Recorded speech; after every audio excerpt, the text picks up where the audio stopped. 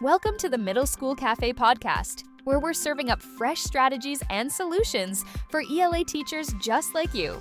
Join us as we explore proven methods to bridge the achievement gap and help every student reach their full potential.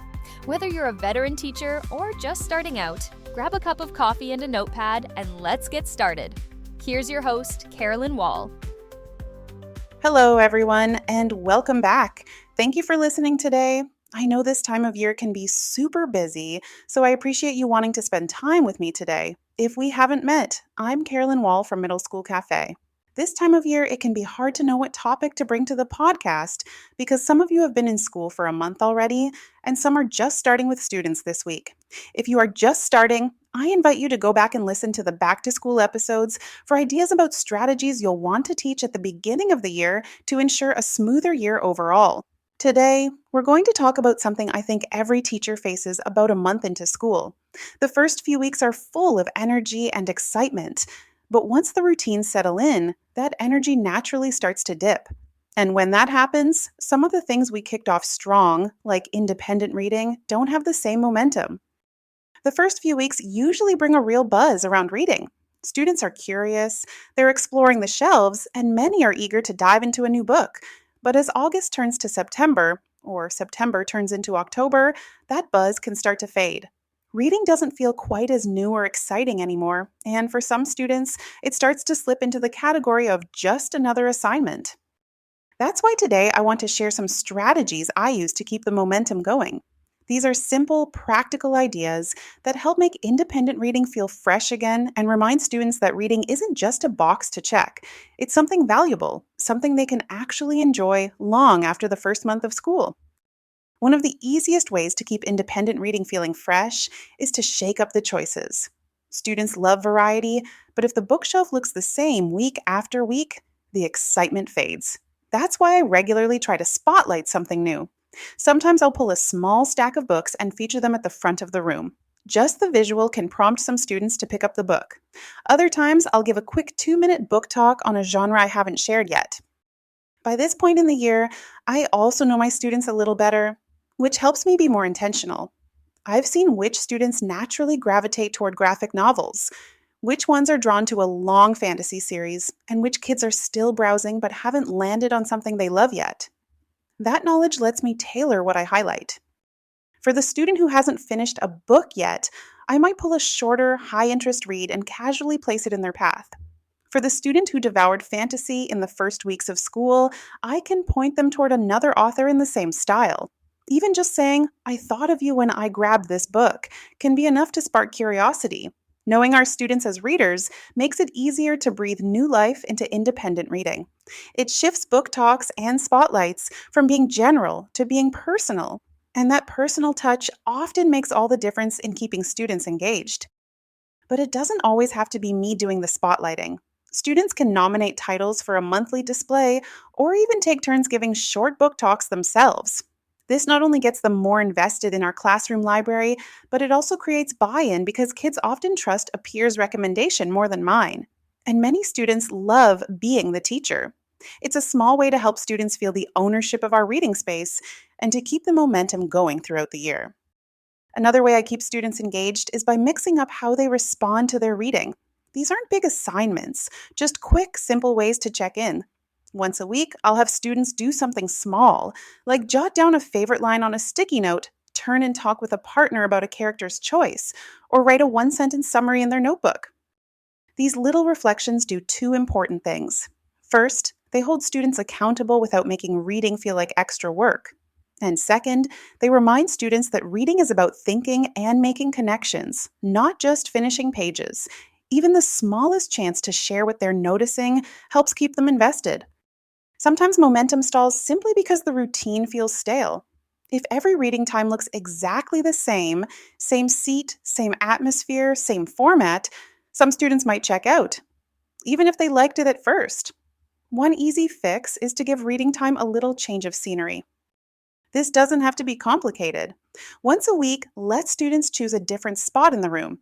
If the weather's nice, head outside for a 10-minute outdoor reading session.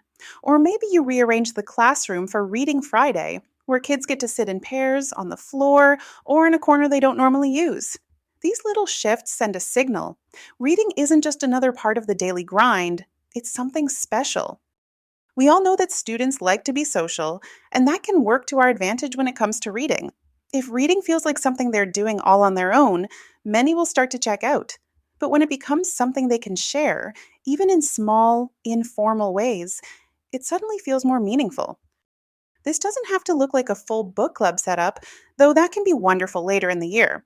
It can be something really simple, like a quick this or that activity where students move around the room based on whether they choose fantasy or realistic fiction, graphic novels, or novels in verse.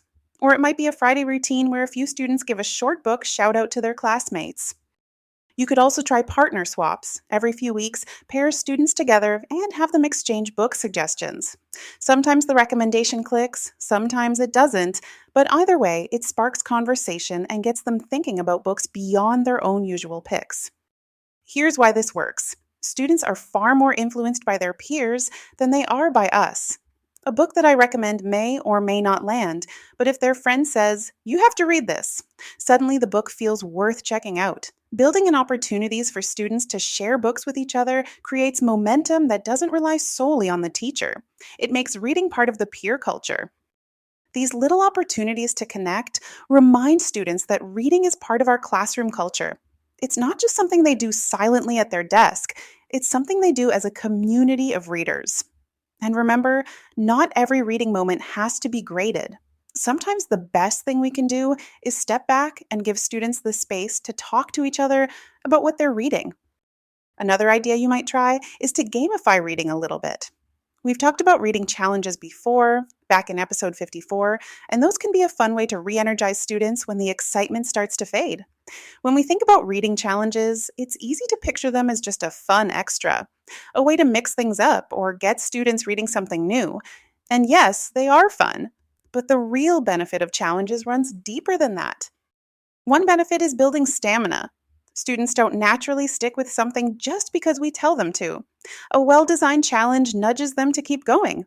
For example, a prompt like, "Finish a book in a genre you usually avoid," isn't just about checking a box. It encourages a student to push through the slower beginning of an unfamiliar type of story, which builds the persistence they'll need for longer, more complex texts later. Another benefit is expanding identity as readers. Challenges encourage students to see themselves in new ways. A student who only reads graphic novels might complete a challenge that says, "Choose a book by an author you've never read before." And suddenly they're branching out into a novel in verse or a memoir. They might not love it as much as their favorite genre, but it adds a layer to their reading identity. That broadening of identity is what helps students walk into a library, bookstore, or classroom and think, "I have options." Challenges also foster peer to peer connection. When you include something like recommend a book to a classmate, it shifts reading from being solitary to being social. Students start conversations with each other about books. And when those conversations happen without us prompting them, that's powerful.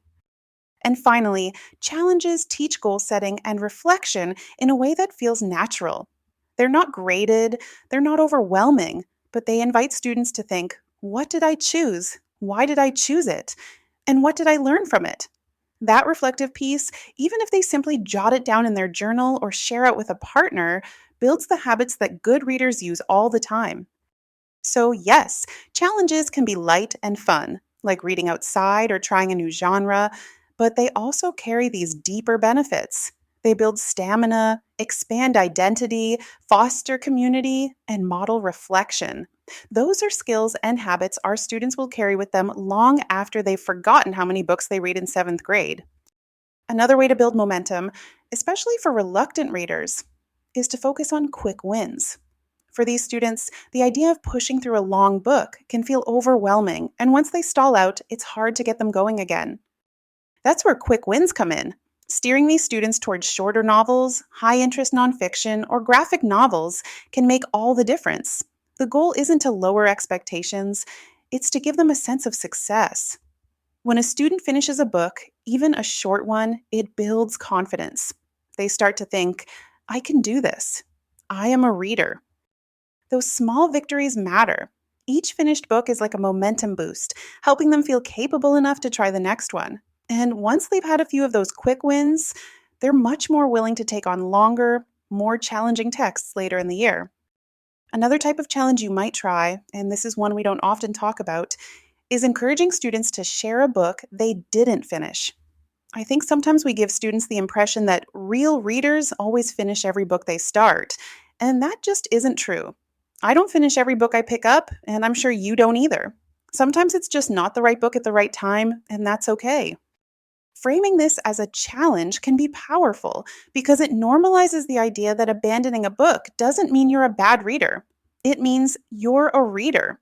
When students share why they set a book aside, it opens up great conversations. Maybe the pacing was slow. Maybe they didn't connect with the characters, or maybe they just discovered it wasn't their style. Those are valuable insights, and hearing classmates talk about them can reassure reluctant readers who secretly feel like they're failing when they put a book back on the shelf. It also helps build trust in your classroom reading culture.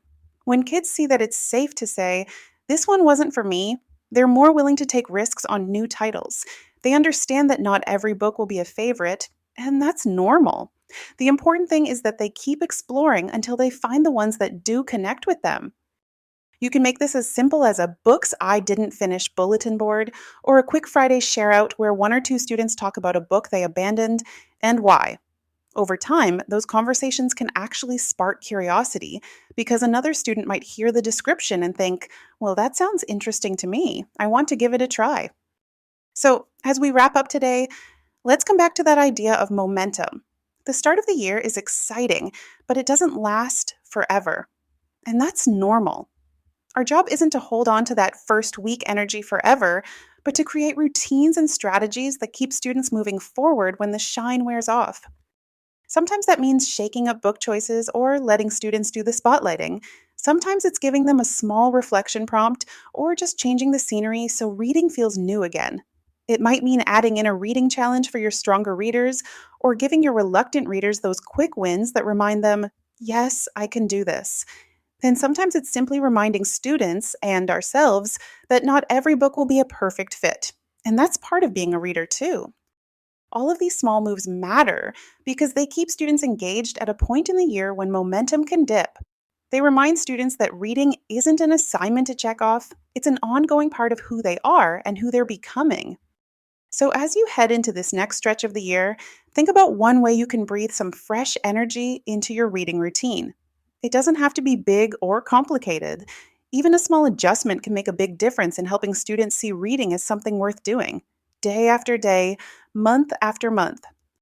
And speaking of building momentum, in the next episode, we're going to dig deeper into peer recommendations, how we can use them not only to strengthen our classroom reading culture, but also to encourage students to support each other as readers. It's a great way to shift some of the responsibility from us to them, and I'm excited to share strategies you can try right away.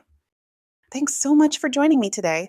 I hope you found a strategy or two that you can try in your own classroom to keep your readers moving forward. And if you do, I'd love to hear about it.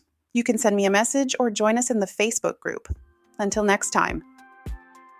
Thanks for joining me today. As a reminder, a new episode drops every first and third Tuesday, so be sure to hit that subscribe button so you don't miss an episode. Be sure to visit middleschoolcafe.com to find links to everything mentioned in today's show. Until next time.